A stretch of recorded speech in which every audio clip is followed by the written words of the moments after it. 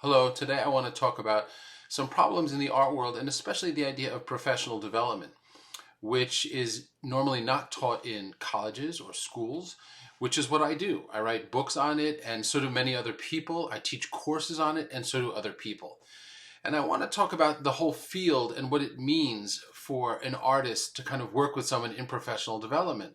Because what I do is, besides writing books and making videos like this, I also take all the classes that are out there. There are plenty of people like myself who teach classes to help artists with their artist statement, their careers, selling online. There are numerous workshops and books and pamphlets on this. So I literally buy them all. I buy every single one I can get my hands on, whether they're from Europe or the United States or Canada. I also buy everything I can in terms of courses, whether it's a website that helps you sell your art or courses that help you sell your art. I take them, I look at them, I understand what everybody else is doing. I mean, the reason I do them is to understand what everybody else is doing and how that compares to what I'm doing. Are they doing more or less or different? What's their angle? And I can tell you it comes down to largely this. Almost every book out there in some way tells you to sell your art on your own without galleries, right? That's part of the empowerment process of the artist.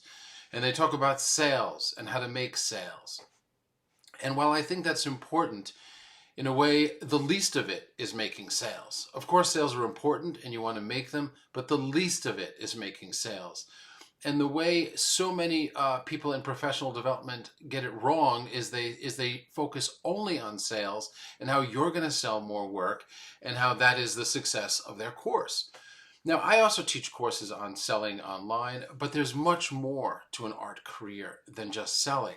Selling is very important for an artist's career, but it's not the beginning and end. You may be an artist whose work doesn't sell easily. For example, let's say you do large scale work, canvases, or let's say the subject matter you work with isn't easy subject matter to deal with. Or let's say you live in a remote area and shipping becomes hard for you. There are many reasons why sales alone is not the thing to focus on, because sales will come. That's part of it. But like creating expertise in any field, there's much more to be done before we just focus on sales. Now, once again, I don't mean to put down any of the authors, any of the other people who are in professional development exactly like I am, trying to help visual artists and others with their careers. But I feel there's too much of a focus on just sales, sales, sales. And there's more to it than that. So let me tell you a little bit more about what I think that more to it is and why that's a little wrong-minded to only be looking at sales. It's a little bit putting the cart before the horse, so to speak. You know, there's more that you can build up. Again, not that you can't break the rules and begin selling right away, but there tends to be more to do before you get to that point of selling.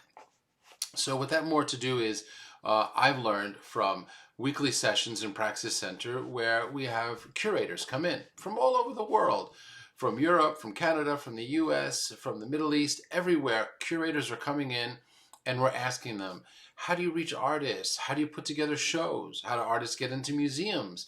What do you like to see when an artist sends in? What don't you like to see when an artist sends something in? So what we're learning from the curators in these roundtable sessions is how to reach them. And the reason that's important is because it's about starting a conversation. It's about people looking up to you and your work. It's about people admiring your work. You want curators, you want collectors, you want people who have a sense of the gift that you have to be able to understand it and to say, wow, this is gorgeous, and to understand what you're doing. So curators are one of those steps. And the reason I'm mentioning this is because it's the step that comes before sales, right? We can post our work online. You can post it on Etsy, eBay, Saatchi, a million other places. But there's no conversation with that. There isn't a foundation being built. And the way the foundation is being built is you have people who are fans, people who are followers, but real followers, real fans, people who love your work. I'm sure you know artists out there that have influenced you, that you think, I love that artist. I love all the work that she does. I love where she's coming from or he's coming from, right? There are people that you admire. So that's the same thing with your work. You want to build people who admire not just your work, but also who you are and how you think and how you get your work out into the world. So some of those people are curators. Curators are people who are either independent, they're putting together exhibitions on their own in anything from pop-up spaces to they're proposing it to galleries or museums. And then there are curators who work only for museums or institutions. They have a full-time salary, most likely. They work for that institution and they plan out shows in advance. We ask all of these people in the Praxis roundtables how they reach artists, how they find artists, what they're looking for, how they build relationships.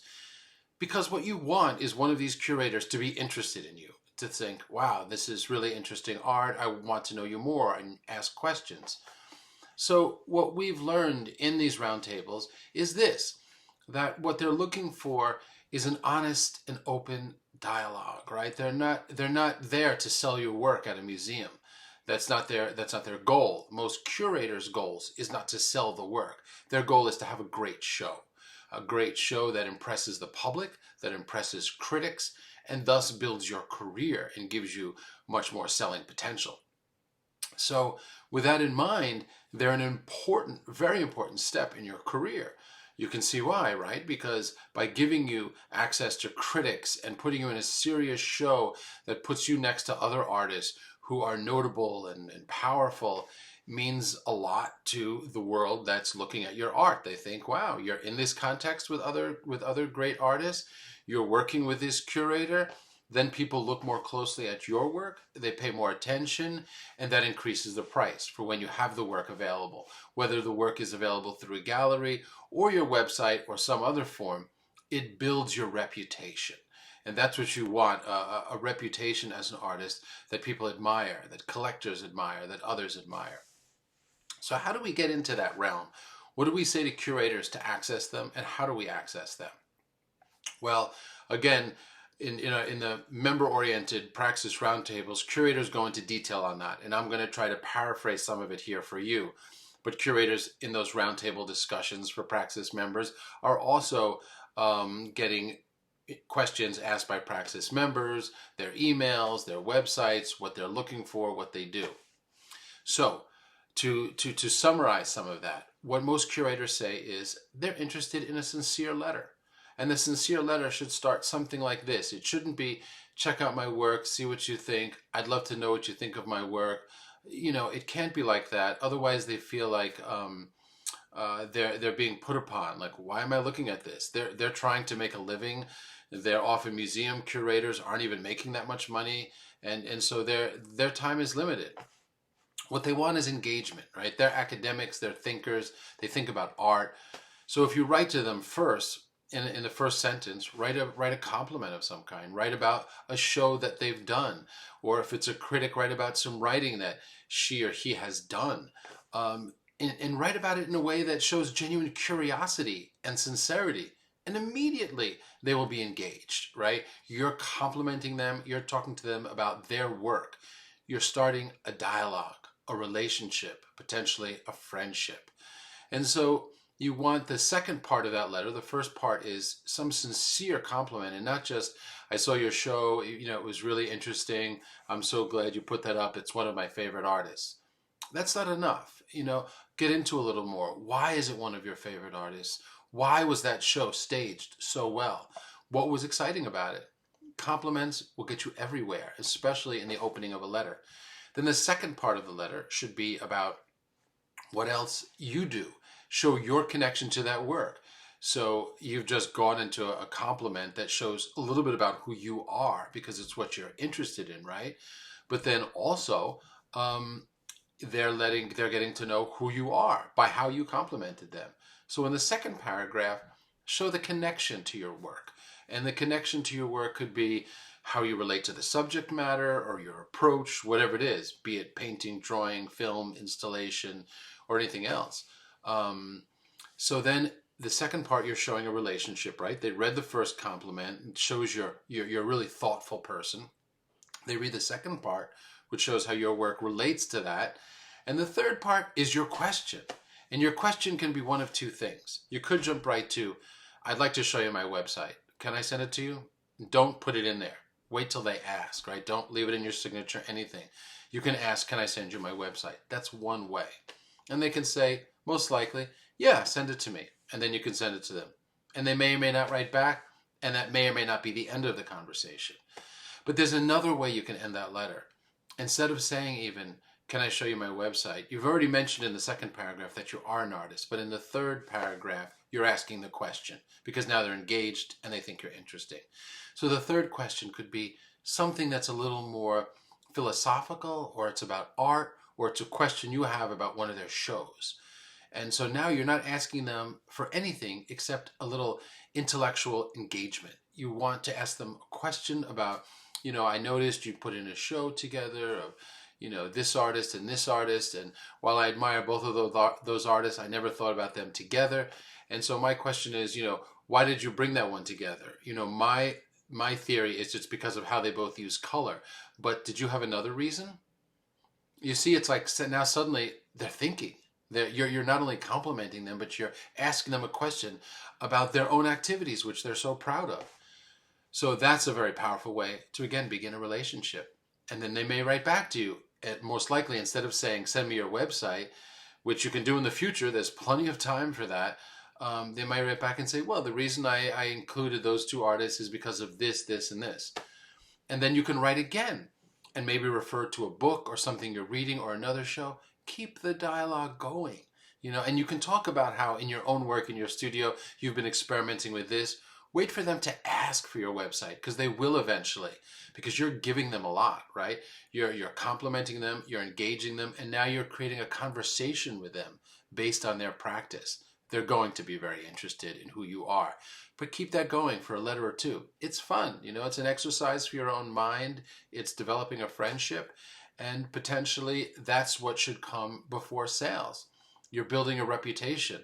Now the curator thinks, this person sounds interesting. I like the way she's talking about her work. I like the way she's talking about my work as a curator. So they want to keep in touch with you.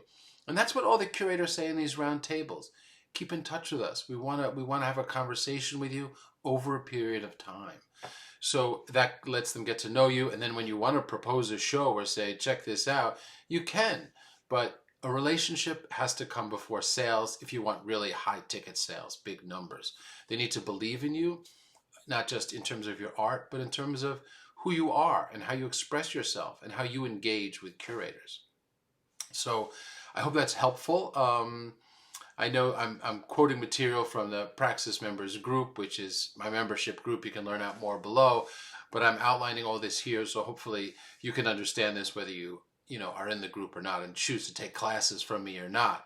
And I'm sure you've also read many other books out there that I'm referencing, in passing, because as I said, I've read all the work about professional development for artists, and they often make sales king. And what I'm really trying to summarize in this talk is that sales should not be regarded as king. Sales is enormously important.